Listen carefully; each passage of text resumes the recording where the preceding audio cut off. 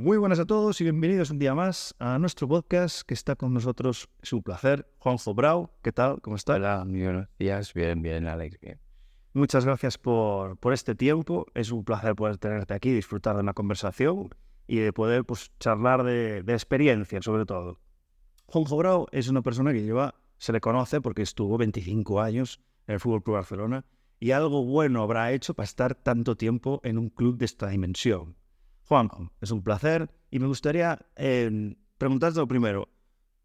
¿Qué consejo le darías a un fisioterapeuta que recién sale de la facultad? Con toda esa experiencia que has acumulado, ¿cuál sería el primer hit? Hostia, céntrate en esto. Mira, yo en su manera de entender la fisioterapia, en que tuviera un concepto, en que no se moviera por modas, sino que se moviera por un concepto y que aplicara un criterio a ese concepto.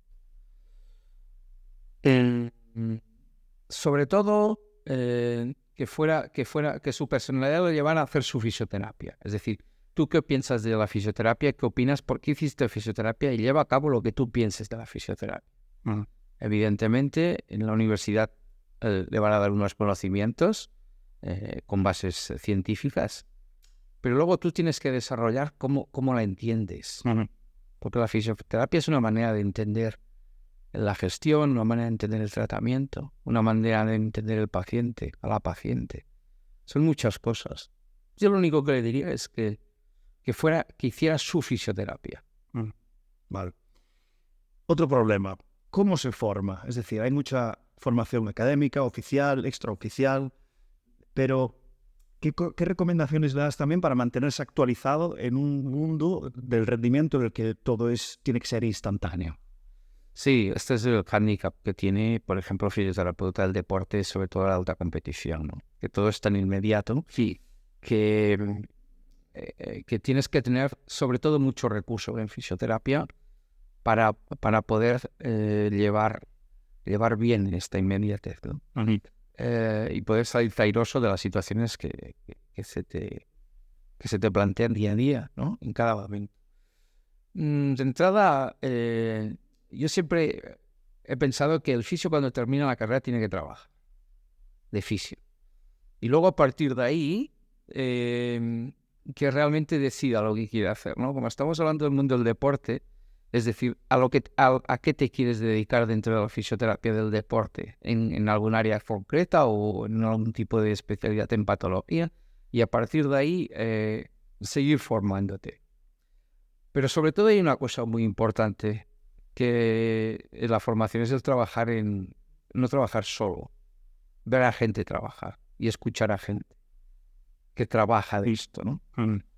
Bien, yo ya como viejo te podría decir que sobre todo la experiencia, ¿no? Que es una de las cosas que, bueno, a mí ahora, por ejemplo, me apetece muchísimo, ¿no?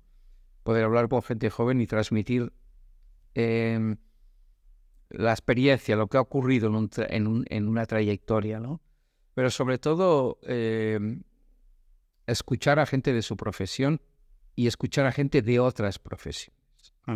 Esto es muy importante, más allá de cerrarte en una manera de trabajar, en una manera de entenderla, sino, como te decía antes, en la manera que tú tienes de entenderlo y, sobre todo, escuchar a gente, aprender de gente.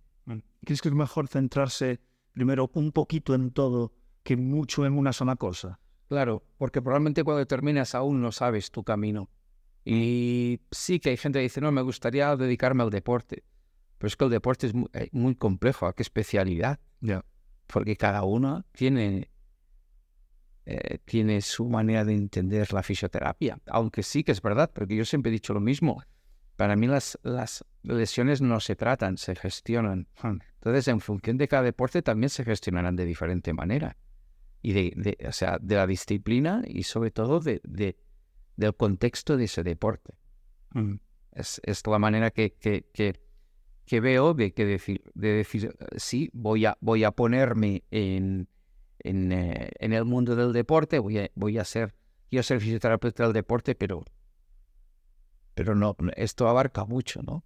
Esto no me dice nada, porque al final ahí, pues, cada uno, lógicamente, muchos que hacen pues se dedican a la fisioterapia del deporte que ellos han practicado.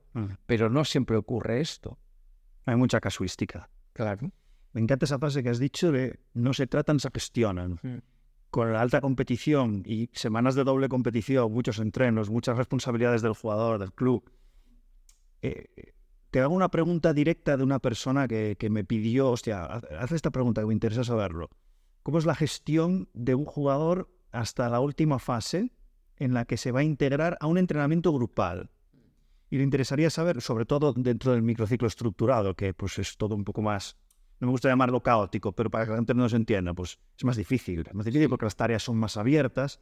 ¿Cómo gestionas la introducción de ese jugador en la última etapa para ir con sus compañeros? Bueno, el microciclo estructurado es lo que formó parte de la base de entrenamiento del Barcelona en su época, ¿no? Es que Papo Cirulo introdujo muy acertadamente y en la que yo tuve la oportunidad de trabajar con él pues muchísimos años. Y mi manera de entender la adaptación fue en base a ese microciclo estructurado, pero llevado a la fisioterapia. Llevado a la fisioterapia. ¿Cómo podía entender yo una manera de hacer una adaptación que fuera lo más contextualizado posible dentro del entrenamiento optimizador? Cada uno en su fase, pero con ese microciclo, ¿no? Entonces, bueno, fue una manera de entender la adaptación, porque al final siempre he dicho lo mismo, cada uno tiene que adaptar en función del equipo que está, porque cada equipo tiene unas connotaciones, una manera de entrenar y una manera de jugar, ¿no? Y yo pienso que al final lo que tenemos que hacer es eso, readaptar, no tenemos que adaptar, por lo tanto, esto es una manera de entenderlo. Siempre he dicho que el objetivo del readaptador es el return to training, no es el return to play. Return to play lo tiene que dirigir el preparador físico. La famosa frase que yo dije siempre, ¿no? Que el preparador físico trabaja con el jugador para competir y el entrenador para rendir. Nosotros al final lo que tenemos que hacer es llevar al jugador en las mejores condiciones para entrenar. Desde la base de la adaptación la entiendo exactamente igual. El objetivo del readaptador, a mi modo de entender, al menos siempre digo una cosa, Alex, igual que doy mis charlas, ¿no? Digo, cuando voy a dar charla, yo siempre digo, yo no vengo a explicar lo que yo hago, no lo que se debe hacer. Ya. ¿De acuerdo? Que es una manera, creo, la manera más honrada de poder divulgar, de poder hablar. Es decir, explícame lo que tú haces, no lo que yo tengo que hacer, ¿no? Yo pienso que esto es lo más honrado para la gente que a veces estamos delante de público, delante de alumnos, de alumnas, ¿no? Entonces, siempre lo he entendido de esta manera. Hay objetivos diferentes. El objetivo y el único objetivo que tiene el readaptador es que llevar al jugador o a la jugadora a las mejores condiciones para entrenar o para realizar alguna tarea del entrenamiento optimizador cuando ya se está acercando a la fase del return to training. Hay muchas maneras de gestionarlo. Lógicamente, una cosa importante, tú no puedes gestionarlo solo porque estás dentro de un grupo de trabajo. Entonces tienes que estar muy integrado con el grupo de trabajo y sobre todo cuando llegas a fase final con el grupo, con los preparadores físicos, tanto de fuerza como de entrenamiento optimizado, o sea, coadyuvante y optimizado. Y se gestionan en una fase del requerimiento en ese momento del lesionado. Porque, como siempre digo, no tratamos lesiones, sino tratamos lesionados o lesionadas. Entonces, aquí el contexto ya es amplio, aunque a veces dices el contexto puede ser más corto, ¿no? En este caso me hablo, ¿por qué? Bueno, porque ese jugador también, hay un entorno en un jugador, y ese entorno puede derivar en muchísimas cosas. Un partido muy importante también, por ejemplo. Eso es, por ejemplo, es decir, en la precipitación o incluso te podría decir que en el alargue. Decir, oye, ya que no voy a participar en tal, voy a esperar 2 semanas. O tengo un partido importante. Sí, pero ocurren muchas cosas aquí. Y eso también va a depender muchísimo del entrenador. Y yo he tenido entrenadores que si no podían jugar antes o unos minutos antes del partido importante, no estaban disponibles para el partido importante. No. Con salvedades. Si estamos hablando del mejor jugador de la historia, pues sin él no ganábamos, ¿no? En muchas ocasiones, por lo tanto, es igual que no jugara un partido antes, pero por norma, en muchas ocasiones, en muchísimas, el jugador tenía que haber participado antes del partido X, de ese partido importante, no de un partido importante de Champions, de un partido contra los rivales más. ¿Participado te refieres a entrenamientos? No, escenarios. en jugar. Jugar antes de un partido. Eso es, antes de un partido dices, mira, para el partido del miércoles de Champions contra, yo qué sé, el Bayern de Múnich, oye, si no ha podido jugar un poco antes contra el Betis, pues para ese partido no lo veo. Es decir, exponer al jugador en un partido de máxima exigencia. Muchos entrenadores que esto no lo querían. ¿Esto qué comporta? Comporta la precipitación, entre comillas, a veces del jugador. Que te decía, hostia, ojo, yo si no estoy para ese partido, para el otro no me va a poner, o no voy a estar disponible, quizás no voy ni convocado. Entiendo. Entonces, ¿esto qué te hace? Pues a veces te hace cortar este plazo una semana. ¿No? Pero todo va en función de cómo se ha desarrollado el proceso de la adaptación. Sí. ¿Por qué? Bueno, porque hay momentos que tú tomas decisiones y tienes opinión y puedes decir, oye, pues yo no te veo porque aún no hemos cumplimentado todo esto. Incluso lo hablas con el preparador físico y te das cuenta, bueno, que quizás esos valores condicionales a los que tenía que llegar, que podía llegar para la semana próxima, no está para llegar en esta semana. Qué complicado. Y a mí me ha pasado muchos escenarios de este tipo. Siempre digo lo mismo, que lo primero que tienes que hacer cuando tienes un equipo nuevo es conocer al fisioterapeuta, porque lo sabe todo. O sea, no sé qué se cuenta en esa sala, en esa mesa, o en esa camilla, o en ese gimnasio, pero los jugadores se lo cuentan todo al fisioterapeuta, es una relación. Pero existe un problema, no sé si de secreto profesional o de, hostia, cómo filtrar lo que tú sabes de ese jugador hacia tus compañeros de trabajo. Esto se convierte en una problemática también, el cómo filtrar un mensaje de un jugador hacia el staff. Sí, puede ser complicado. Puede ser complicado porque en muchas ocasiones el jugador te cuenta una confidencia y ya te ha atrapado. Porque hay un punto que no puedes delatar al jugador y en otra tienes que ser cómplice de esa situación que te acaba de explicar. Y en ocasiones te está testando incluso. Probablemente. Y otra cosa es que el fallar a esto es la pérdida de confianza. Y tú sabes que cuando estás en un vestuario, si pierdes la confianza de los jugadores, estás perdido. O sea, no. Y esta es una de las cosas más importantes, ¿no? Y es cierto. Yo he tenido que callar muchas cosas porque no podía delatar. Pero sí que había otras cosas, es que en función de la información que tú tienes que tener la habilidad de saberte manejar. Hay veces que puedes generalizar la información. Hostia, un jugador me ha dicho que tal. O hacerte ese problema, como en mi caso había pasado muchas veces, hacerte este problema tuyo y ser hábil para poderlo solucionar. Y diferirlo, sí. Otra de las preguntas que nos hizo uno de los exalumnos de congresos que vamos haciendo es el tema de los umbrales del dolor. Y esto me parece muy interesante porque hay jugadores que tienen más tolerancia al dolor que otros y que conocen mejor su cuerpo y saben hasta dónde forzar. ¿Deberíamos educar al jugador también en esas sensaciones para mejorar su percepción de qué es daño, qué es dolor y saber cuándo forzar y cuándo no? Sí, totalmente. Pero aquí nos meteríamos en un mundo amplio, que esto no lo podemos hacer cuando ya está la élite. Yo pienso que me da la sensación que queda mucho camino por recorrer en la base. Porque al final los preparadores físicos y los fisioterapeutas tenemos que ser educadores. Es una de las partes importantes que creo que debemos tener para formar a los niños y a las niñas de la base en el mundo del deporte. Y evidentemente, como tú decías muy bien, conocerse el cuerpo que muchos no lo conocen y otros se creen conocerlo. Evidentemente, yo he tenido jugadores que han jugado con lesiones y no lo hubieras dicho. Tú has visto el partido y dices, bueno, pues ese jugador estaba con una lesión X. Y otros que bueno, que las sintomatologías los paralizaban, no, no concretamente así, pero bueno, que somatizaban mucho el dolor, ¿no? Y uno de los hándicaps que me he encontrado en mi vida profesional es hacerlo entender en muchas ocasiones al jugador que no sienta dolor no quiere decir que esté preparado para competir o para entrenar.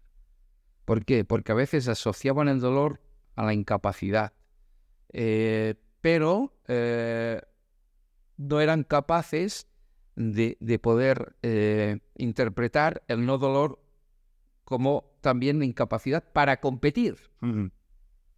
Entonces, en muchas ocasiones también he dicho que algún problema de alguna recidiva, alguna lesión, ha sido por culpa del jugador porque él mismo no lo ha sabido interpretar, que no dolor no quería decir apto. Ya. Y esto es quizás con lo que más me ha costado lidiar. Es decir, oye, no hay dolor y estás bien, pues muchos dicen, pues estoy bien, yo creo que podría entrenar con el grupo. Es muy importante lo que te dice el jugador. El jugador lo tienes que escuchar siempre. Siempre, aunque lo que te creas que te va a decir te genere dudas, pero el beneficio de la duda siempre la tiene que tener el jugador. Como experiencia diría, pero luego ya veremos cómo se resuelve. Pero si un jugador dice, tengo dolor, tienes que escucharlo, aunque le hagas 1000 valoraciones y digas, es que no veo nada, escúchalo. Y el que te dice que no tiene el dolor, que no tiene dolor, interprétalo. A uno escúchalo y al otro interprétalo. O sea, el que te dice no tengo dolor, interprétalo. Y el que te dice que tiene un poco de dolor, escucha. David Joyce decía, una readaptación no concluye hasta que el jugador se siente preparado para competir y para rendir. Sí, y yo decía una cosa siempre. Para mí, yo lo llevaba más allá. Para mí el jugador no se acaba de readaptar hasta que no ha sido capaz de competir oficialmente. ¿Por qué, Alex? Porque los estímulos de la competición no te los puede dar absolutamente nada. El entrenamiento no te puede dar los estímulos de la competición. En la vida. ¿Por qué? Pues porque hay un móvil y ese móvil, ¿cómo te diría yo? Interpretar el móvil es un trabajo cognitivo complejo, ¿no? Pero aparte tú en el equipo tienes un rol, tienes un subrol, tienes unos contrarios, tienes un tiempo de exposición, tienes un resultado. O sea, siempre hay espectadores. Entonces, hay muchas cosas, hay muchas variables que tú tienes que saberlas interpretar y relacionar y encima darle una solución, ¿no? Son todos los aspectos cognitivos de la competición. Pero estos aspectos cognitivos de la competición no te los puede dar el entrenamiento. Porque, primero de todo, una cosa muy básica. Tu rival es tu compañero. Ya. Y en la competición. Por lo tanto, y a partir de ahí, y hay unas alteraciones de las acciones que no tienen nada que ver.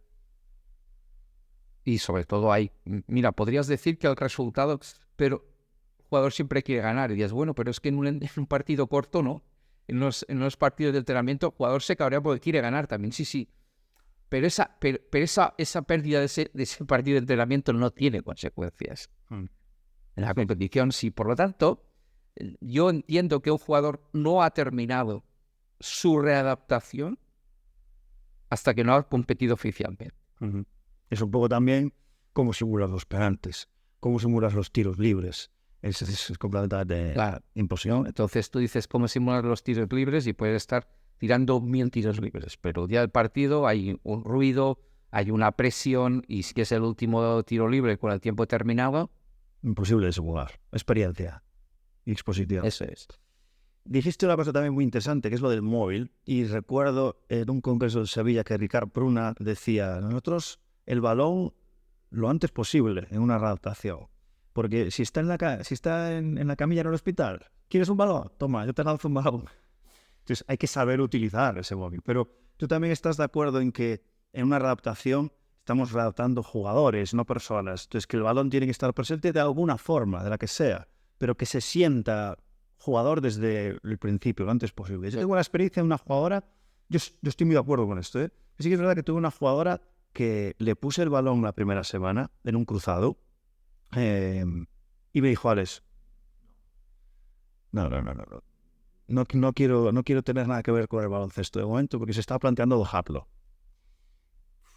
Entonces, ¿qué hacemos? O sea, intentar, bueno, escuchar al jugador, como bien decías, pero tú eres más de esta línea, ¿no? Esto es una experiencia muy chula, que una jugadora te diga esto, y es lo que te decía.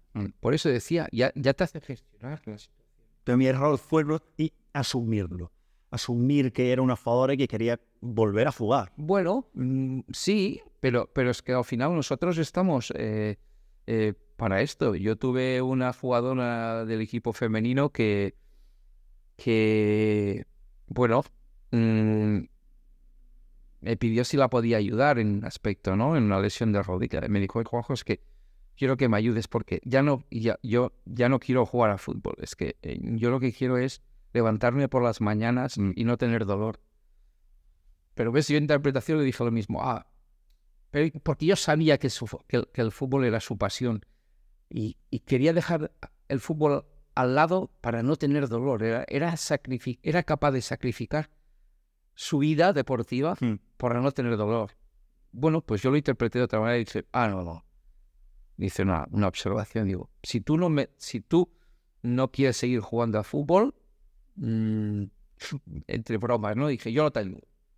Yo te ayudo contando, y se quedó como un poco sorprendida en decir, ¿por qué? Porque no le podía jugar a ese, no le podía jugar a esa manera que tenía ella de interpretar esa situación. Sí, ¿no? Porque si no, quizás hasta lo hubiera hecho más vulnerable. Sí, pues te vamos a ayudar. Yo ya era el que también le aparcaba al fútbol, ¿no? Ya se lo aparcaba a un lado y lo dejaba, ¿no? Y no era eso, ¿no?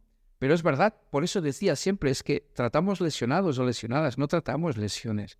Y cada uno es un mundo. Y cuando has hecho muchos te das cuenta de cosas que dices, ¡guau! No tiene nada que ver a lo que yo hubiera pensado en su momento. Pero tienes que interpretarlo y darle una solución, ¿no? Y es cierto. Y el balón, sí, yo siempre, pero sobre todo por eso, por lo que hablábamos de este tipo de entrenamiento que hacíamos en el Barcelona. Todos los trabajos se realizaban con balón. Entonces, no tiene sentido que yo no ponga el balón lo antes posible en las posibilidades que sean. Pero tenés en cuenta que normalmente, claro, en baloncesto, por ejemplo, también por eso decía la especialidad. Si tienes una lesión de un cruzado, una lesión de tobillo, puedes tener el balón tan solo estando sentado o estando encima de una pelota de fútbol.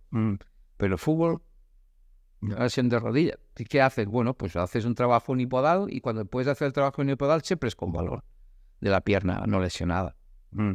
Es decir, pues bueno, o técnica de cabeceo o otro tipo de cosas. Pero sí que haya un aspecto técnico, ¿no? De su especialidad. Esto sí, que haya alguna acción técnica de su especialidad lo antes posible. Estoy de acuerdo. Me hiciste recordar una problemática que tuvimos hace unos años con el orden de tratamiento de las jugadoras. Y es que había como evidentemente una prioridad. Es decir, la jugadora que juega más minutos, la jugadora más veterana, la jugadora que pues tiene más urgencia a la hora de tratarse. Claro, solo teníamos un fisio. Y, hombre, es un ratio 1:12, no es 25 como fútbol. Pero, hostia, supuso un problema, ¿eh? Gente que se quejaba, es que siempre voy de últimas, que no sé qué. ¿Qué consejo le hubieses dado a este fisio? Eso es un problema. Falta de recursos es el gran problema de muchos equipos deportivos. Es el gran problema. El Barcelona llegué a poner 7 fisios. Entre fisios y redactadores éramos 7, ¿no? ¿Por qué? Bueno, porque jugadores a estos niveles profesionales tienes que estar bien atendido. Sí. Yo he visto en otros lugares que estuve colaborando de equipos de fútbol que se anotaban ellos en una pizarra. Y el que necesitaba algo se apuntaba allí y eran los fisios. Y luego los fisios iban... Pero bueno, ya lo sabes que esto es muy complejo. Cuando hay uno, vale, pero cuando hay muchos, el jugador también tiene su prioridad en las manos que le benefician más o que tiene una aceptación diferente, o de la piel, ¿no? El feeling, mil cosas de estas, ¿no? Entonces, bueno, a veces entre ellos decían, oye, pues primero tengo este. Yo pienso que ya en un equipo, a no ser que hay unas prioridades. Y muchos de ellos, incluso sus propios compañeros, ya no pasan delante de otros. Va a los roles que tienen. Eso va a función del rol. Yo como consejo, si a mí me vienen 3 jugadores, le digo que se hablen entre ellos. Yo nunca voy a poner tú primero y yo segundo porque... Socioafectivo ahí, ¿eh? Sí, es muy difícil. Yo le digo, oye, mira, si me han venido, oye, Juanjo, es que yo tengo prisa porque tal, oye, mira, pues me lo ha pedido, habla con él. Es muy bueno.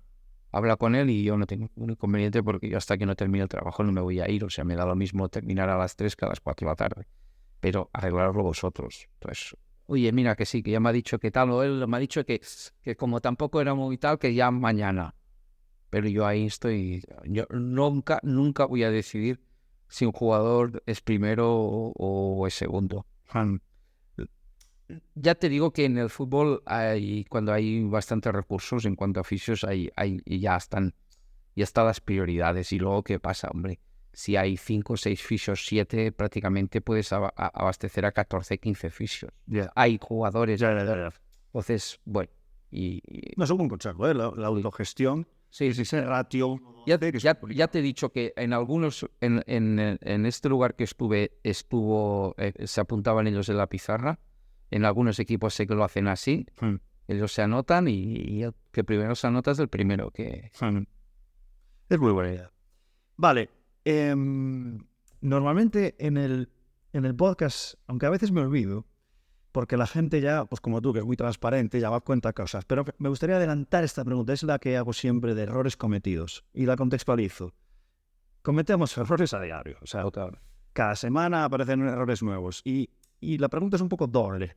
O sea, ¿qué está fallando a nivel educativo o laboral para que necesitemos tanto tiempo para considerarnos pues, que dominamos nuestra área? Porque es que, efectivamente, todos los que han pasado por aquí me cuentan errores.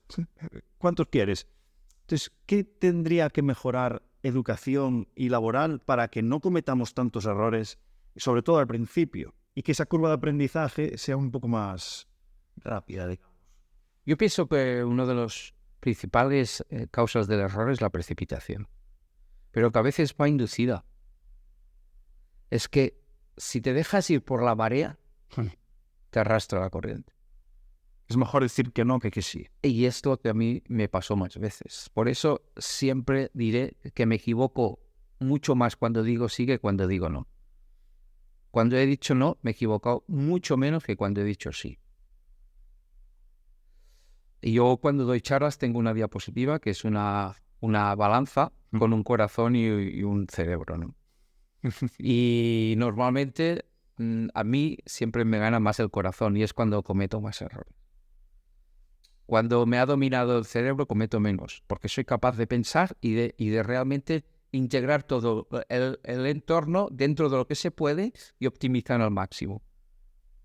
Cuando te gana el corazón, tienes un margen de error bastante más amplio, porque te dejas ir por esa precipitación, por las ganas de querer que el jugador esté en condiciones, de escuchar a veces demasiado al jugador en la insistencia de que está bien, que no deja de ser esta empatía, ¿no? Sí. Y de querer intentar solucionar las cosas, pero no por precipitación, no, en cuanto profesionalmente, sino en cuanto al entorno o a la demanda a veces del equipo. Bueno, cierra este jugador.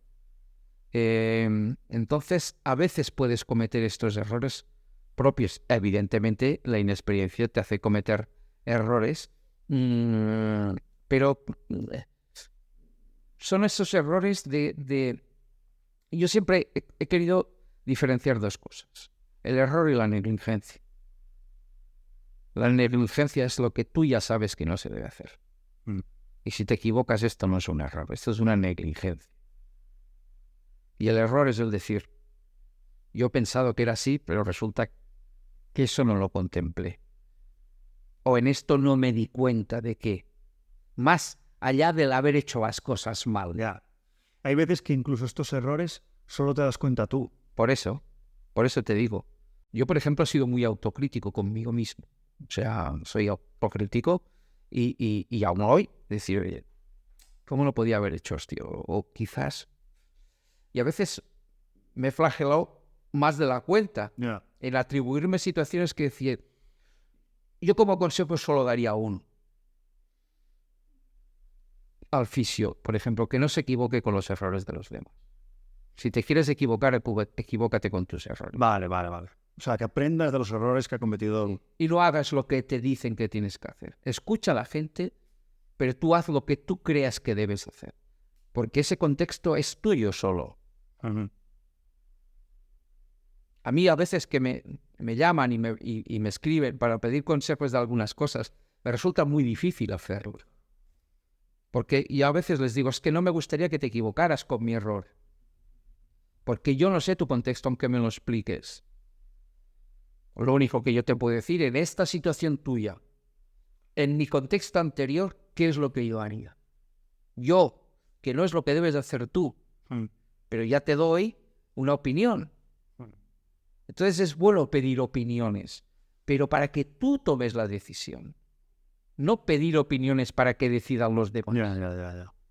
Y al final, si ocurre algo que no ha sido un criterio propio, te vas a ir más flagelado todavía, porque piensas, no he hecho lo que yo creo que claro, debe hacer. Ahí está. Y eso es lo peor que te puede pasar. Equivocarte con los errores de los demás. Entonces, ahí doy a entender a que, aunque si tú estás equivocado con tu error y eres autocrítico de verdad, quizás puedes encontrar dónde quizás te pudiste equivocar. Si te equivocas con los errores de los demás, es que al final te dices, ¿por qué no has tomado tú la decisión? Y tú ahora sabrías por qué, cómo has manejado esto. ¿Por qué? Porque si te vuelve a ocurrir la siguiente vez, ¿qué vas a hacer? Ya. Cometer otro error. Diferente. Otra cosa que me ha suscitado tus comentarios es, hostia, en 25 años ha cambiado todo muchísimo, me imagino. Buah. Pero una barbaridad. Entonces, echando la vista atrás, ¿podrías compartir algo incluso gracioso de, hostia, es que antes las cosas las hacíamos así? Bueno, Esa morriña que decimos los gallegos. a ver, a mí me hubiera gustado haber empezado a hacer mi profesión mucho antes, porque pienso que había otro sentido de la clínica, otro sentido del tratamiento, otro sentido diferente.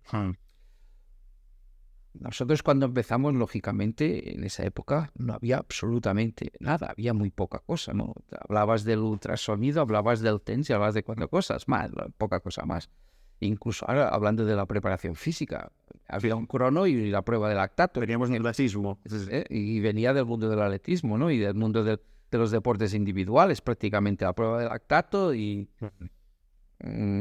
poca cosa más. Ir a correr al monte. Ahí está. Entonces, y no sabías absolutamente nada. ¿Qué ha pasado a los que somos ya viejos de la profesión?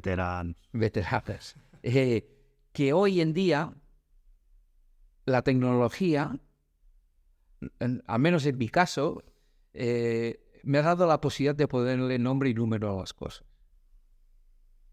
que antes no las tenía. Y trabajabas bajo una base científica, pero empírica. Sí. ¿Esto qué pasa? Bueno, quizás es esta experiencia que has ido cogiendo y que hoy quizás eres mucho mejor que antes, pero ya tan solo no por la experiencia, sino porque a esas cosas que tú realizabas y que sabías que estaban bien hechas, pero no las podías justificar, hoy sí le puedes dar justificación. Porque alguien antes te puede decir, ¿y tú cómo lo sabes? ¿Y por qué? Y ahora porque lo dices, mira, porque ahora es 7 sobre 10. Y antes no podías.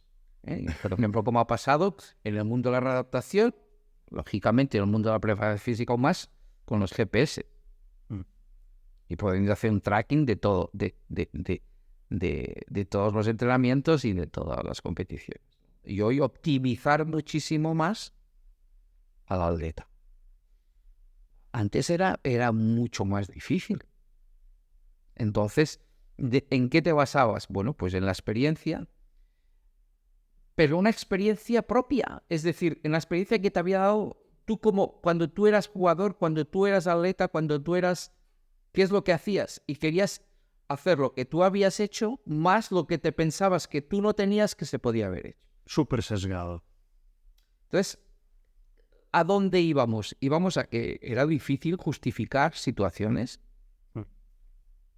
Yo recuerdo mis principios, que yo siempre he sido del trabajo muy precoz y las lesiones musculares me gusta trabajarlas precozmente, Vale. no precipitadamente, sino precozmente por el tema de la movilización. Pero cuando empecé con eso me decían si estaba... Oye, había médicos que me decían, Juanjo, esto no va por aquí. Me decían, ¿por qué quieres tener un jugador para 15 días en la camilla? Y me daba a entender que no era así. Bueno, ¿en qué te basas? Pues en ese momento me basaba en el dolor y en la funcionalidad, que es lo de ahora.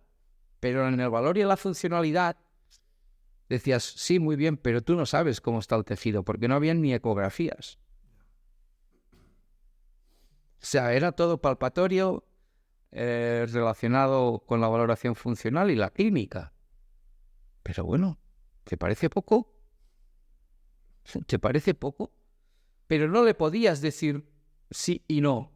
En cambio, ¿qué pasó? Cuando ya tuvimos la ecografía, ya la resonancia, encima ya estamos en 3 teslas, pues yo hacía readaptaciones y tratamientos que yo quería que el doctor hiciera una ecografía antes, otra después y cada 7 días una resonancia para ver cómo se comportaba este tejido con el trabajo precoz. Y hoy se está hablando de precocidad. Pero es que hace 40 años me decían que estaba loco, que esto no se podía hacer. Por lo tanto, hoy, gracias a esto, hoy he podido decirle a ese médico que me decía, guajo, decirle, ves, pero tienes razón tú en una cosa, es que yo no te podía asegurar, ¿no?, de que ese tejido pues estaba regenerando en condiciones y estaba cicatrizando de una manera objetiva, cuantitativa. Entonces, no. Y hoy es la ventaja que tenemos, que hoy, por eso hoy en día, los profesionales de nueva cuña, los que salen ahora, salen en el mundo tecnológico. ¿Y a mí qué no me gustaría? Bueno, pues que el fisio hoy viviera solo de la tecnología. Esto es un problema real. Y a mí esto no me gusta, ¿por qué? Porque perdemos una cosa muy importante, que es la clínica, y es la valoración palpatoria, que es muy importante, que si lo sabes hacer te da mucha información. Mucha información. Y sobre todo, como consejo muy, muy importante, no olvidemos nunca al paciente. O sea, al jugador o a la jugadora lesionada, no lo olvidemos nunca. Al paciente no lo olvidemos. Es lo más importante. Lo más importante no es nuestras creencias como fisio. Es cómo somos capaces de valorar e interpretar al paciente. Y esto me da miedo que la tecnología que no nos lo haga perder, ¿no? Porque hoy en día ves que ya, bueno, el mundo de la fisioterapia y la preparación física también, pero la fisioterapia es una cosa más interpersonal, ¿no? Es más individual. Totalmente. Y hoy en día hay muchísimos recursos, muchísimos, en cuanto a tecnología, aparatología, manera de entender. Pero pienso, bueno, lo que te decía al inicio, ¿tu concepto cuál es? ¿Qué es lo que a ti? ¿Qué crees que es para ti la fisioterapia? ¿Qué es? ¿Es que es estandarizar todos tus tratamientos? Es que si el problema de crearte un sistema y unos protocolos de actuación es generalizar la clínica. Evidentemente. Entonces, ¿cómo conseguimos individualizar, pero dentro de un sistema y de una metodología, para que cuando hagas una formación no cambies y pongas patas arriba tu sistema en base a lo último que has aprendido? Eso es. A que tú tengas una manera de entenderlo, pero te han hecho ver una cosa en este curso de fin de semana y el lunes ya vas a aplicar lo que te han explicado. A ver. Culpable. No, una cosa, es decir, tú realmente esa formación es la que tú querías hacer, ¿no? Sí. ¿Por qué? ¿Qué querías aprender de esa formación? Muy bien, ya lo has aprendido, perfecto, correctísimo. Y además es lo que se debe hacer. Pero eso ahora tú lo tienes que integrar a tu manera de actuar. Yo hice algunos cursos en el Barcelona, sabiendo que no se iban a hacer, que no estaban permitidos hacer ese tratamiento. Pero los hacíamos para tener opinión, que muchas veces, quizás, sería más importante hacer un curso que tú sabes que no vas a hacer para tener otra opinión. Ya sé que es un poco abstracto. No, por hablar y opinar con conocimiento de causas. Ahí está. ¿No? Es decir, ¿por qué no? Esto no vale? ¿Por qué? ¿Cómo no sabes que no vale? O esto sí. Bueno, es que... ¿sabes qué pasa? Que hoy en día hay cosas que son muy irreales, ¿no? Que tú crees que haces esto con una... porque te va a llevar a un recorrido determinado en cuanto a la profesión, y cuando ves que estás en este recorrido dices, no me da la solución que yo pensaba.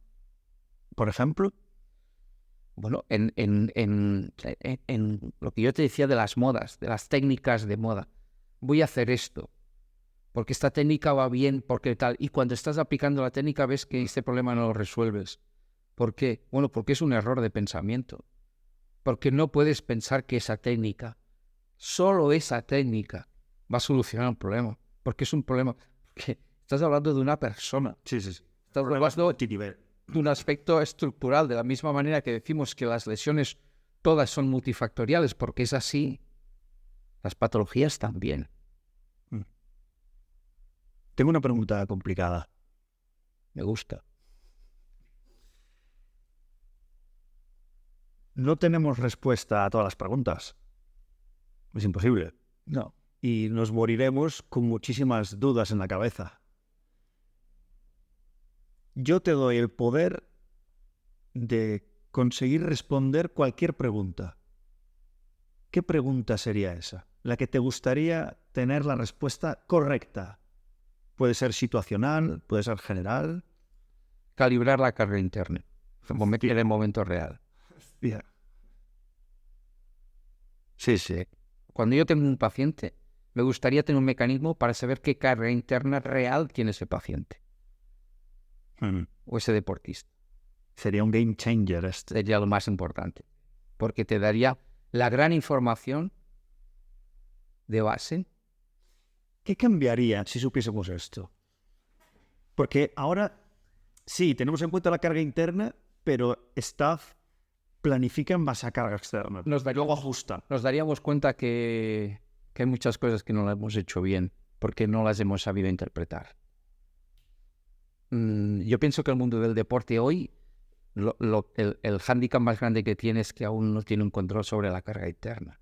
Pero carga interna emocional. Sí. No estamos hablando de la variabilidad, que sí... No. Hay una monitorización, pero control no existe. Entonces, es decir, en este momento, yo un día pensaba locuras, ¿no, Alex? Vosotros que estáis en el mundo de la preparación física, algún día me gustaría que lo hicieran. Tú hoy tienes un objetivo de entrenamiento, ¿no? Hoy martes tú tienes un objetivo de entrenamiento. Y dentro de este objetivo que tú tienes del entrenamiento, hay unas tareas. Realízame muchas tareas con el mismo objetivo. Y cuando te venga la jugadora o el jugador, que elija qué entreno quiere hacer hoy. Quedaríamos alucinados, estoy seguro. Porque al final estaríamos individualizando un objetivo. En el deporte de equipo o individual desconozco más. En el deportivo, en un equipo de fútbol, por ejemplo, que es el que he vivido yo, es altamente rutina. Es una rutina exageradísima. Te cambias en el mismo sitio, con el mismo compañero al lado, la misma hora. O sea, todo es exactamente igual. Todo es exactamente igual. Llega un momento que estás limitado en las percepciones y en la motivación. Estoy segurísimo. J.J. Redick, un jugador profesional de la NBA, dijo en su podcast que lo que más notó al dejar de ser jugador es la rutina. No sabía qué hacer. Porque le decían lo que tenía que hacer todos los días. Claro. Y entonces automatizas una situación que es la que te tiene que hacer que compitas en las mejores condiciones. Entonces entiendes esto, ¿no? Es decir, y hacer un análisis. Sí, no es fácil. Hacer un análisis. Oye, mira, cada día vais a tener durante un mes O sea, al final, el objetivo del entrenamiento, cada uno puede elegir la tarea. Nos van a dar vamos a tener la misma carga externa y los mismos estímulos optimizados. A ver qué te eligen. Yo creo que van a elegir lo fácil, lo rápido, más bilateral que unilateral, porque al final es un ejercicio, no dos. Te lo digo porque lo he probado esto, ¿eh? En calentamientos, en algunas sesiones más uno. He probado esto de calentar vosotros, buffet libre. Tú puedes poner materiales distribuidos y elegir el material que queréis. Sí, pero para competir, Alex, que tú sabes, estamos hablando de condiciones reales de que un deportista se tiene que preparar para competir. Estamos hablando de condiciones reales. Sí. De entrenamiento optimizador para competir en las mejores condiciones. Elige. Sencillez. Yo diría sencillez. ¿Y por qué dirías hoy? ¿Por qué hoy este jugador ha querido realizar más trabajo de intensidad? En cambio, este no. Y de las propuestas, mira, de las tareas estas, este ha cogido hoy la distancia un poco más larga. La distancia más corta, más rápida, pero mañana no. Y hacerlo al cabo de un tiempo. Decir, mira en qué me he encontrado. Y poderlo linkar o correlacionar con situaciones. Porque cada vez estamos más en este mundo. Cada vez estamos más metidos en un tema emocional complejo. Y el deportista hoy es una cosa que le altera significativamente, como es las redes sociales y el entorno mediático. Pero no mediático por la élite, no, cualquiera. Hoy cualquiera puede generar opinión de alguien. Contrastada, no, para hacer daño, para hacer bien, para lo que quieras. Entonces, esto es un acúmulo de información que en muchos casos, porque cada uno somos diferentes, afecta de diferente manera, y esto lo he podido vivir yo en situaciones y en críticas de los medios o en críticas del entorno. ¿Y esto repercute en el rendimiento? Sí o sí. Sí. Ese estrés adicional resta. Dijiste una cosa muy interesante y quiero volver, ¿qué elegirían los jugadores? Aquí hay un problema también, que es que gente que no conozca suficientemente su cuerpo muchas veces fallará. Eso justifica nuestra profesión también, porque es que si no, si un jugador es capaz de entrenarse a sí mismo, sí que es cierto que a los jugadores élite veteranos hay que escucharles y hay que siempre respetarles porque se conocen cuerpo mejor que tú y han tenido mucha más experiencia élite que tú. Entonces hay que escucharlos. Pero a los jóvenes creo que hay que guiarles más. Sí, totalmente. Sí. Además, un jugador joven tiene que tener la cultura del entrenamiento. La cultura del entrenamiento la tiene que tener.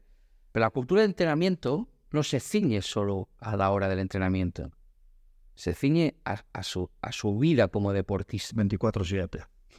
A su vida como deportista. Y tienes que desconectar, evidentemente. Si todo lo que tú me quieras, lo voy a aceptar. Pero sí que hay un momento, por eso hablaba de la educación. Deportista de base se tiene que educar.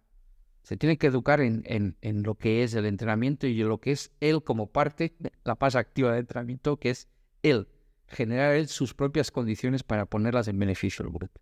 Por eso siempre digo, para mí los deportes de equipo es el deporte individual puesto al servicio del grupo. Es buena también a esta.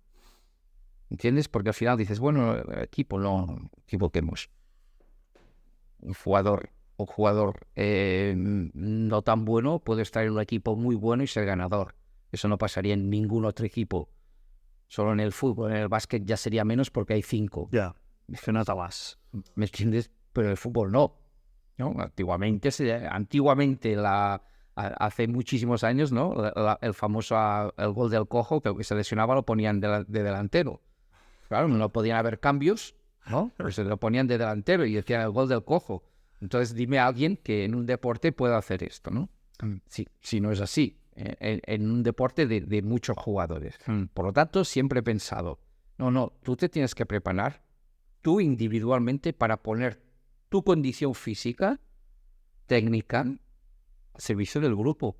Y la táctica, evidentemente, será grupal, pero tú también tienes que aportar tácticamente los conocimientos que te ha dado el entrenador para ponerlo en la práctica del grupo. Por si todo el movimiento lo haces erróneo, ¿Entiendes? Por lo tanto, siempre estaremos hablando de individualidades, aunque sea un deporte de equipo. Y tenemos que tratar al jugador como individual, siempre. Es igual deporte de equipo, olvídate. Es individualizar al jugador. ¿Por qué? Bueno, porque todo lo que él aporte al grupo, desde el aspecto físico, técnico y táctico, lo ha tenido que entrenar él. Igual que la readaptación, siempre digo lo mismo. Nosotros no readaptamos a nadie, se readapta al jugador o la jugadora. Nosotros lo que hacemos es guiar el proceso, prescribir, corregir, analizar, visualizar, todo lo que quieras. Pero eres tú el que te tienes que exigir. Desde luego, desde luego. Qué interesante, abriste muchos melones. ¿Por dónde vamos?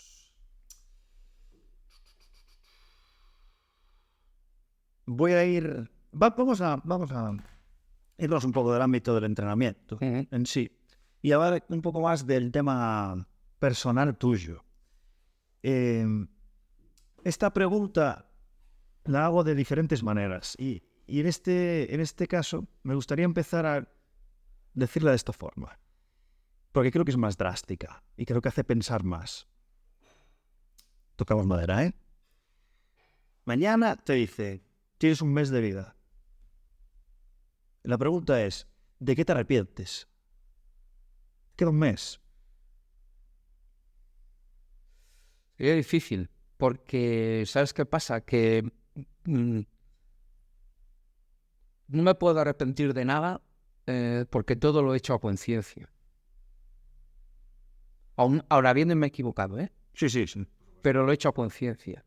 No, has disfrutado.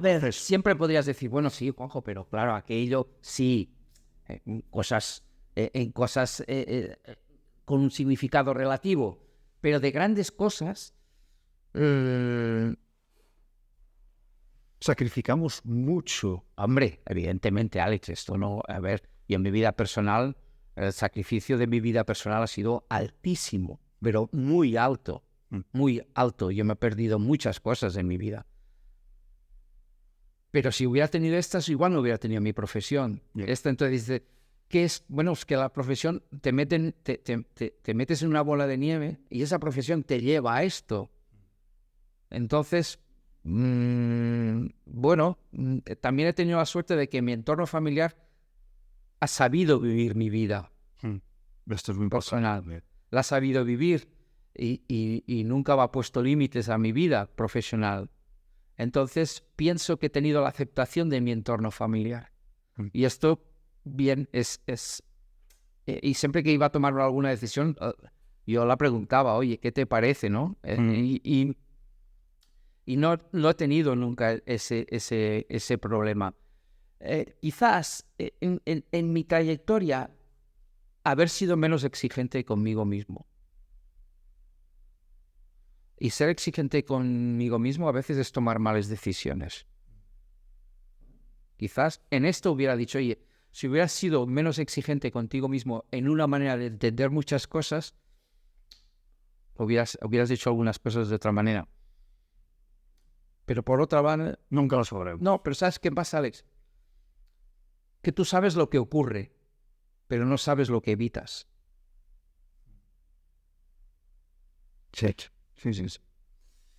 Yo creo que los jóvenes de hoy en día que quieren llegar al rendimiento, y lo sé porque conozco muchos colegas de la profesión que han llegado y se han ido. O sea, que han estado unos meses y dicen, para mí. No.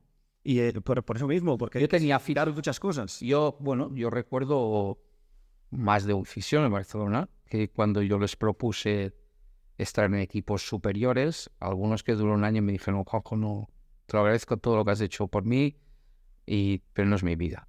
Totalmente lícito, ¿eh? Y totalmente. Y otros dijeron, oye, mira, ya es que no. Pues te digo, aguantar una pareja porque... Y es verdad, hoy en día hay otro tipo de entender las cosas. El mundo del deporte hoy es muy sacrificado. Cuanto más le estás, muchísimo más. Ten en cuenta que además yo de mis 25 años, los últimos 22 años prácticamente tuve fines de semana. Pero es que encima de estos yo estuve 8 años con Messi por todo el mundo. O sea que cuando el equipo tenía libre, yo viajaba con la selección con él. O sea, me iba por todo el mundo. ¿Qué haces? ¿O te bajas de la noria? Bueno, pues sí, cada uno... es la decisión personal de cada uno. Y hoy en día, pues me arrepentiría quizás si empezar a analizar algunas cosas, las hubiera hecho diferentes, pero es que nadie me ha coaccionado a que las haga de una manera determinada. Ya, entiendo. Para ir acabando, porque esto te lo tengo que preguntar sobre Messi. Y te la justifico, la pregunta. Entrenar o adaptar o tratar al mejor jugador de todos los tiempos no lo hace nadie. Lo hace muy poca gente. O sea, te los cuento con el dedo de la mano. Entonces, ¿qué es lo diferente? O sea, ¿qué diferencia hay de un jugador de la Masía con un jugador que ha llegado al primer equipo, con un jugador que es élite mundial, con jugadores que son únicos, legendarios? ¿Y cuál es la diferencia? La diferencia, de entrada, el genio es una persona que se tiene que interpretar. El genio todo lo hace con un sentido. Y todo tiene un porqué de por qué hace las cosas, ¿no? Son diferentes cosas. Al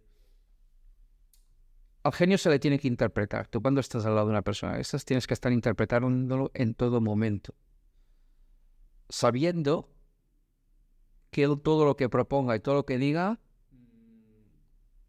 lo hace con un sentido por ser quien es, por el bagaje que tiene. Tú no puedes discutirle nada, porque es una manera que tiene él de entender situación y entender. Otra cosa es que tú puedas aconsejar en una situación, pero muy difícil hacerles cambiar de opinión, porque las decisiones ya vienen muy tomadas. Y esto es lo más complejo. Poder estar al lado de un jugador tanto tiempo, sabiéndolo entender en todo momento. Y hoy, ¿por qué ha hecho esto? Si ayer no lo quiso hacer. Hoy, ¿por qué ha querido hacerlo? Si ayer no. O sea, ayer sí y hoy... O sea, son muchísimas cosas que se tienen que evaluar. Aparte, los genios, como él, tienen altas capacidades, que son a veces muy difícil de que si tú no has estado con ellos mucho tiempo y los has visto crecer, es muy difícil de que tú las sepas interpretar. Por eso siempre hablo de interpretación. O sea, tú viviste toda la evolución. Yo viví desde que llegó desde infantil hasta que llegó al primer equipo, prácticamente subimos también el mismo año. Luego, además, yo estuve con él durante 8 años. Claro. Entonces, son gente diferente. Pero son gente diferente, tienes que interpretar quiénes son ellos y lo que generan al entorno.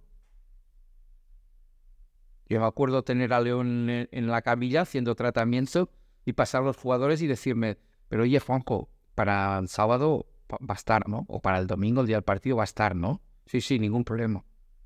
Imagínate que alguien te viene a preguntar es lo que genera el entorno. Wow. Qué dependencia, ¿no? Claro. Entonces esto, ¿cómo lo manejas tú? Luego sé. ¿Por qué? Porque tú al final eres nada. Eres un grano de arena en el desierto. Entonces dices, wow, esta situación. Entonces, ¿a qué te dice? ¿A qué te da esta situación? A que en muchas ocasiones te has tenido que guardar esa información para no generar en el entorno un ambiente negativo. Y habrían cosas que solo las sabíamos él y yo de su aspecto físico, de cómo estaba. Pero no podíamos decir nada, porque si yo decía algo, generabas una incertidumbre tan grande. Vaya gestión, ¿eh? Me lo comía yo solo, porque esto no lo hablaba con nadie yo. Yo lo asumía, yo lo digería, y si podía, le daba alguna respuesta. Pero esto era cada día, porque es un jugador tan determinante, es un jugador que lo que decíamos antes, hay muchos jugadores hoy en día que hoy tienen muchos títulos gracias a haber jugado con este jugador. Por eso digo, estos deportes de equipo, que está muy bien, pero al final, cuando tú tienes la suerte de pertenecer a un colectivo tan importante, con jugadores tan importantes, estos son los que te hacen ganar a ti. Si encima tienes a este jugador, que es el número 1, bueno, pues imagínate lo que es capaz, ¿no?, de generar en todo esto. Y por eso yo siempre digo lo mismo. Yo recuerdo a Leo ya lo formamos en el Barcelona para ganar. Porque él hubo una época de su formación que iba los fines de semana a jugar con el equipo que necesitaba ganar. Entonces, claro, ¿cómo educas a ese jugador?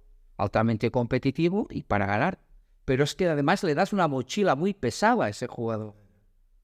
Que le dices, tú te ves allí porque se tiene que ganar. Y eres tú el que tienes que hacer ganar. Por eso te elijo. Cuidado, esto es complejo para un chaval que tenía pues 16, 15, 16, 16, 17 años.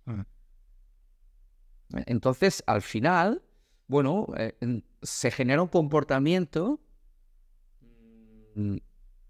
altamente competitivo y sobre todo, altamente interpretativo. Competitivo e interpretativo, porque le era a las personas que sabían interpretar cualquier situación en décimas de segundo. ¿Y qué hay de la especialización temprana, del problema que existe? Eso es el gran problema, Alex, de hoy. Pero hay muchos casos. El gran problema de hoy y el gran problema de muchas patologías de hoy.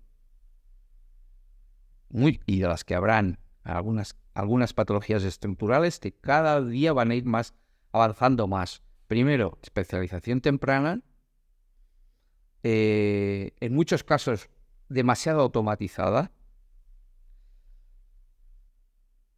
y solo con un simple criterio, que es el entrenamiento como competición. Es decir, entreno para competir, no entreno para entrenar. O sea, dirijo más el entrenamiento hacia la competición que hacia el propio entrenamiento. ¿Y por qué digo esto? Hombre, porque estos niños en estas edades hay una cosa muy importante. Son las cualidades motrices básicas. Si hoy vamos a analizar niños y niñas de 9 o 10 años, les hacemos retar, trepar, ir a cuadripedia. Pero total. Entonces, esta incoordinación o no coordinación que te genera en estas habilidades motrices básicas, esto es un caldo de cultivo para futuras lesiones. Otra de las cosas, somos capaces de hacer trabajo compensatorio a estos niños, a estas niñas que están permanentemente en un deporte acíclico, interválico, asimétrico. Sí. Darles contenidos permanentes durante 1 hora y media cada día, a una intensidad altísima, y luego no somos capaces de esta estructura volverla a armonizar. No voy a hablar de que las adaptaciones, pero hay muchas adaptaciones. Cuando llegas a la élite es una historia, pero hay muchas adaptaciones que en ese proceso son patológicas. Déjame ponerme en el otro aspecto. ¿Cómo conseguimos genios sin especialización temprana? Estoy de acuerdo, con el tema. Sin esto no me voy a poner. Estoy de acuerdo en estructurar. Yo pienso que hoy es más de base. Hubo un momento que a los niños se les exentaba de educación física en la escuela porque estaban en un equipo de élite. Es verdad, es cierto. Esto es una locura. Yo estuve muy en contra de todo esto. Es cierto. ¿Cómo vas a darte una justificación de que no puede hacer educación física? Si es lo más importante para este jugador, este niño, esta niña. Lo exentábamos para no hacer que una sobrecarga. No es que igual la sobrecarga se la estamos dando nosotros en esta especialización temprana sobrecargada. Pero yo no digo esto. Me parece bien, Alex, que empecemos a hacer una especialización. De entrada es realmente ha elegido ese jugador ese deporte. Ya partimos de la base que sí. muy bien. Pero si yo lo digo esto, pero yo a lo que voy a decir es que si probablemente este jugador o esta jugadora que ha entrenado en 1 hora y media, quizás no es mejor que entrene 1 hora y cuarto y los últimos 15 minutos haga un trabajo compensatorio. O un trabajo adaptado a su edad. ¿Entiendes? Uh-huh. A su edad, sobre todo a su edad biológica. ¿No? Entonces, yo lo digo esto. Evidentemente, vamos a hacer estos tipos de trabajo. Pero ¿qué más hay con esto? ¿O realmente sabemos que para el expertise necesitamos unas ciertas horas de aprendizaje para llegar? Esto también es muy incierto. Es muy incierto, porque hay deportistas que van a estar toda la vida entrenando y van a mejorar lo que han mejorado. Y hay otros que la progresión es mucho más alta, porque estamos hablando de individualidades. Estoy muy de acuerdo en esto, pero es lo que vengo a decir. Realmente entrenar, ojo, estos niños y niñas, 4 días a la semana y compiten 1. Pero es que en muchos casos, en estos deportes, al menos en los equipos grandes, lo había vivido yo, son más importantes la 1 hora y media de entrenamiento que el partido. Por el partido ganan 15-0, 8-0 y juegan a partes. El entrenamiento es 1 hora y media full. Entonces, realmente dices, ¿es importante entrenar los 4 días haciendo fútbol, en este caso, o baloncesto? ¿O contrastamos suficiente y este cuarto porque tenemos que entrenar 4 porque alguien ha decidido que es así a nivel estructural? No estoy en desacuerdo. De hacer un tipo de trabajo adaptativo a esto, a su edad biológica. Yeah. Porque yo me encontré casos también. Entonces, te tienes que parar a pensar si realmente estamos formando al niño o la niña deportista o solo estamos formando al deportista. Porque el día de mañana vas a tener consecuencias propias de estas descompensaciones, que luego se van a adaptar, evidentemente, pero en el proceso de estas compensaciones vas a tener patologías, en algunas severas. Y los niños y niñas sobre todo se están rompiendo los cruzados de una manera que yo en mi vida en 7 años en el fútbol base había visto. Y sobre todo tú lo estás viviendo en el mundo del baloncesto. Nosotros en la clínica estamos teniendo niñas de 16 y 15 años con el cruzado de baloncesto. Dices, bueno, ¿estamos haciendo algo mal? No es haciendo algo mal individualmente. No. Estamos haciendo algo mal globalmente.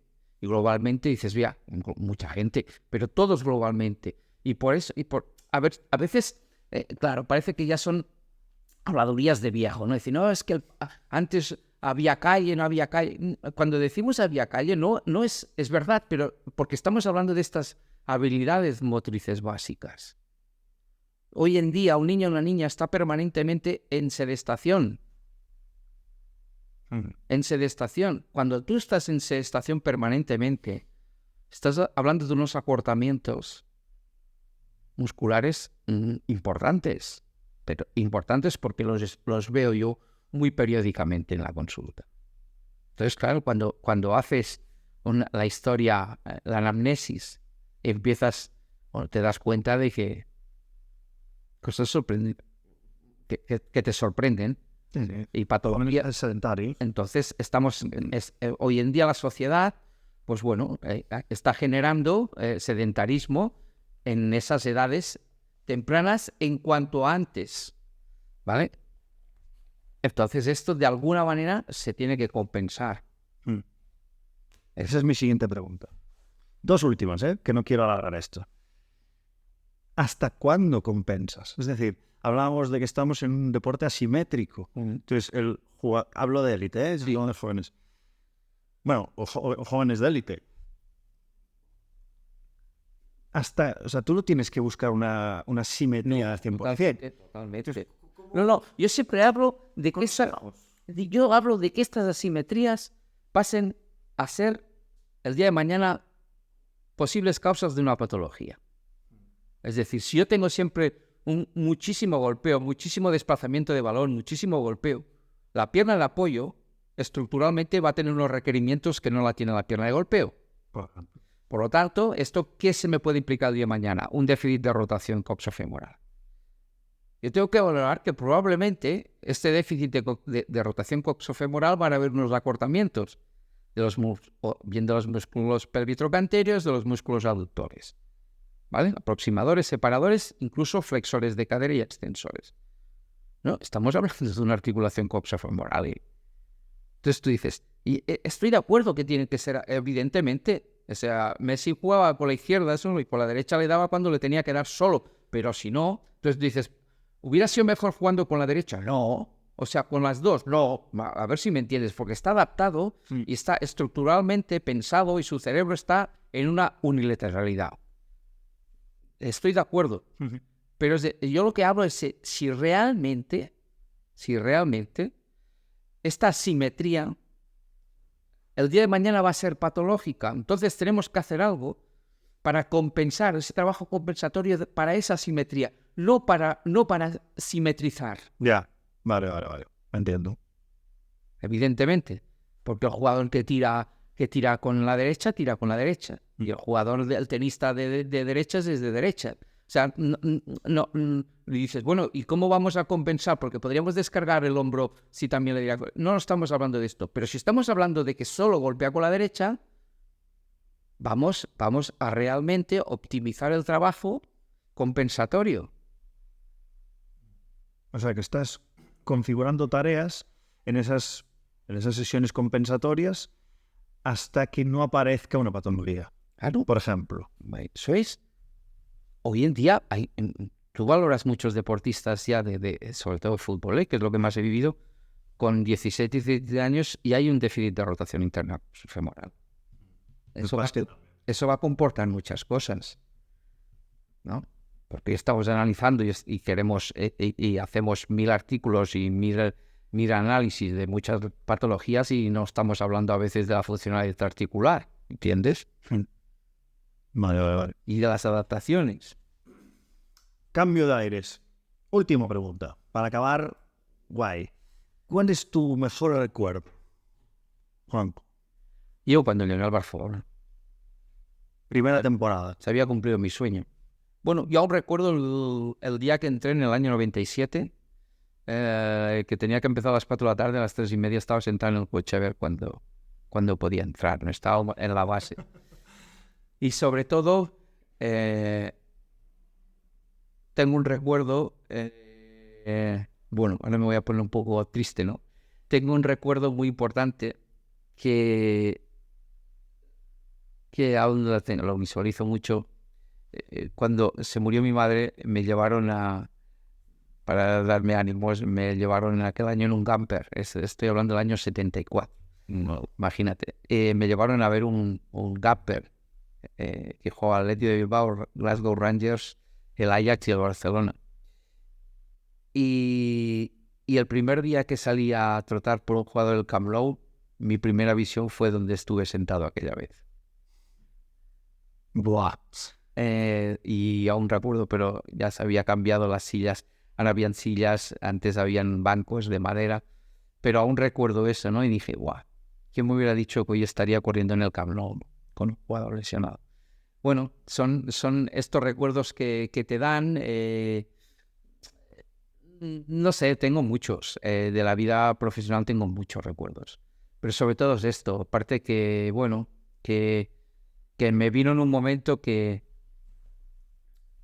no te lo esperas. Son momentos de estos que, bueno, que realmente pues es lo que te da la vida, te da una oportunidad y cuando te da esta oportunidad, pues bueno, a veces se aprovecha, a veces no. Yo tuve la suerte de que, bueno, que la gente confió en mí y la aproveché, pero no la aproveché en cuanto a mí, sino en cuanto a que la gente confió en mí, ¿no? Y lo que yo hacía para la gente, bueno, se admitía. Más que por lo que uno hace, sino es como lo recibe la otra gente. Y se lo has devuelto por creces. Sí, a ver, yo pienso que han sido 25 años, ya, yo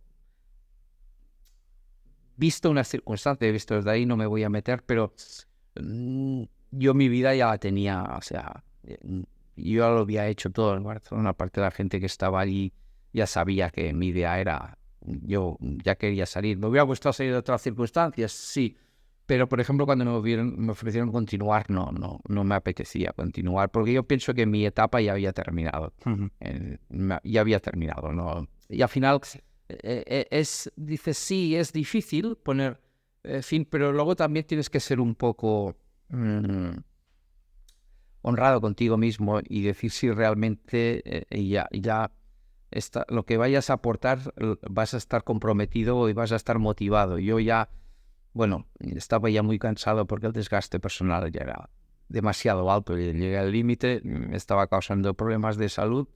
Tuve que tener ayuda médica para poder terminar mis años en el Barcelona porque el estrés y la ansiedad me pasaba factura. No la presión, pero la presión me ha gustado siempre, me gusta y me siento bien trabajando bajo presión. Aparte de veces, cuando no hay la busco. La ansiedad, pero sobre todo la ansiedad por no poder controlar un entorno, porque ya habían demasiadas variables que no las podía manejar. Entonces, llegó un momento que este desgaste se me acentuó muchísimo más. Cierro un poco el ciclo, porque empecé diciendo 25 años, es que se dice muy pronto, 25 años en el mismo sitio. Repito, 18 en el primer equipo. 18 en el primer equipo. Pero bueno, que el club haya confiado en ti durante tanto tiempo, habla, o sea, es que no hace falta presentación, ya esto habla por sí solo. Así que, Juanjo, de verdad, te agradezco un montón que has podido compartir este tiempo con nosotros. Y además, de forma tan abierta, tan transparente, para ayudar a la gente joven que te puso en contexto. Nos escucha gente muy joven que quiere esto, ¿no? Pues experiencias, información de los errores que sé que voy a cometer, pero de anticiparme un poco. Claro, es lo mejor. Además, pienso que lo mejor que podemos tener la gente que ya llevamos un bagaje profesional es hablar con la gente joven y que se motiven por ese trabajo, que sepan realmente lo que es y que cuando estén en la piragua, pues que sepan remar en las mejores condiciones y se fatigarán y se cansarán y levantarán el remo y volverán pero pienso que la gente que tenemos ya un bagaje profesional por la edad, no por el conocimiento a veces, sino por la edad, es de poder transmitirlo y que te escuchen. Pues desde aquí agradecerte un montón tu presencia aquí. Lo he disfrutado un montón, se me ha hecho. No, yo también. Gracias por invitarme, ya sabes. Ha sido un placer. Cuídate mucho, Juan. Gracias, Alex, igualmente.